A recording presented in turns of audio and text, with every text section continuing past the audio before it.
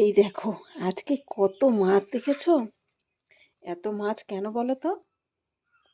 বলো দেখি, কেন তোমরা বলতে পারো কি? তো এত মাছ কিসের জন্য জানো? বিয়ে গো, বিয়ে বিয়ে বিয়ের জন্য। বেশি লোক নেমন্তন্ন হয়নি, ওই গুনে গুনে হাতে গুনে কটা লোক নেমন্তন্ন হয়েছে। তো সেই জন্য এই যে এত মাছ। তো বিয়েটা কার বলো তো? না না, আমার নয়, আমার নয়, আমার এক দেওরের। তো সে নেমন্তন্ন করেছে, রক্ত পড়ছে।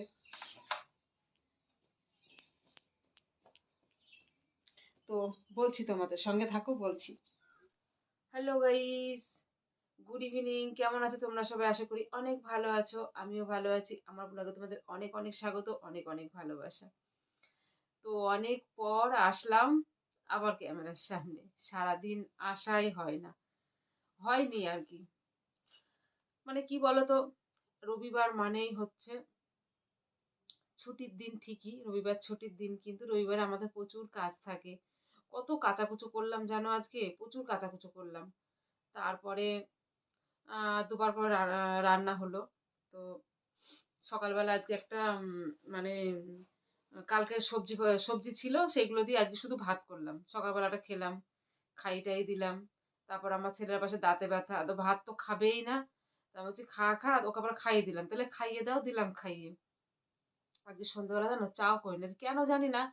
কেমন একটা মানে সন্ধ্যাবেলা বসে বসে উনুন পাড়ে বসেছিলাম, বসে বসে কেমন যেন কত কত রকম উল্টো পাল্টা সব চিন্তা ভাবনা আসছে।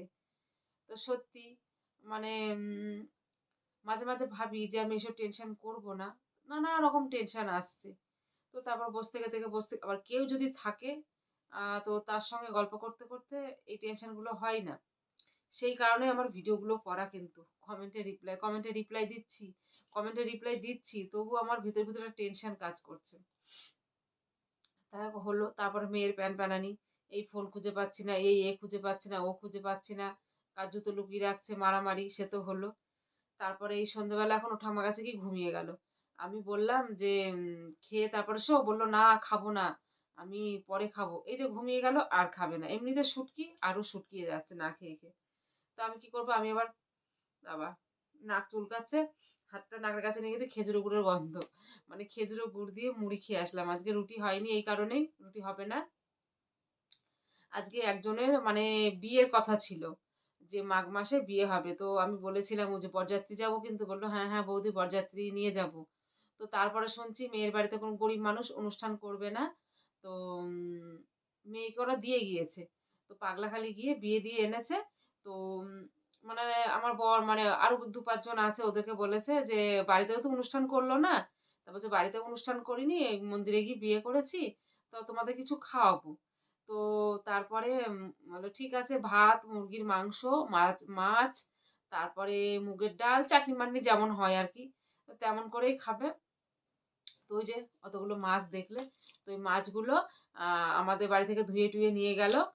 তারপর মাংসগুলো সব মানে নিয়ে এনেছিল, কেটে আবার ধুয়ে টুয়ে নিয়ে গেল। তো কড়াই মড়াই হাঁড়ি কুড়ি যা সব আমাদের সব নিয়ে গেল।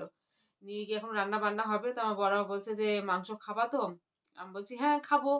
বলো ডাল খাবো? আমাদের রাতের বেলা কেউ ডাল খায়? ডাল খেয়ে কি হবে? তো বললো মাংস আনলে কিন্তু অনেকটা লেট হবে, রাত হবে। বলে হ্যাঁ তাই কি হয়েছে, মাংসটা নিয়ে আনবে, থাকবে, কালকে সকালবেলা শুধু ভাত করব, মাংসটা দিয়ে খাওয়া হয়ে যাবে। আর আমার ছেলে মেয়ে মানে চিকেন হলে পরে আর কিছু চাই না, মানে চিকেন দিয়ে একা একা ভাত কি সুন্দর খেয়ে নেবে। আর যদি না দাও তো ভাত মানে ছিটাবে এরকম। তো এখন ওর আশায় কি আমি পড়ে থাকবো? যদি এখন রাত 12টার সময় আসে, তো ওর আশায় কি বসে থাকবো? তো আমি দুটো গুড় দিয়ে খেজুরের গুড় দিয়ে মুড়ি দিয়ে খেয়ে নিলাম। খেয়ে নিয়ে এখন আসলাম। তো খেলাম যখন, বলে খেয়েই নিই, তারপর আবার 9টার দিকে আবার লাইভে বসবো, তার আগে আগে খেয়ে নিই, সেই জন্য খেয়ে নিলাম। তারপরে আবার রাতও হয়ে যাচ্ছে। আর আগুনের কাছে বসেছিলাম, তো মুড়িটা আর ইয়েটা থালায় করে নিয়ে গিয়ে ওখানে মেখে মানে বাইরে উনুন পাড়ে বসে বসে খেয়ে নিলাম। খেয়ে নিয়ে এই হাতটা ধুয়ে আসলাম, না তোমাদের সঙ্গে একটু গল্প করি, তোমাদের সঙ্গে শেয়ার করি। দেখো বিয়ের ভোজন। তো যাই হোক, সবাই ভালো থাকো, আর বাকি গল্প আবার নেক্সট ব্লগে তোমাদের দেবো। নেক্সট ব্লগে আবার অনেক অনেক অনেক গল্প নিয়ে তোমাদের সঙ্গে হাজির হব। তো সবাই ভালো থেকো, বাই বাই, গুড নাইট।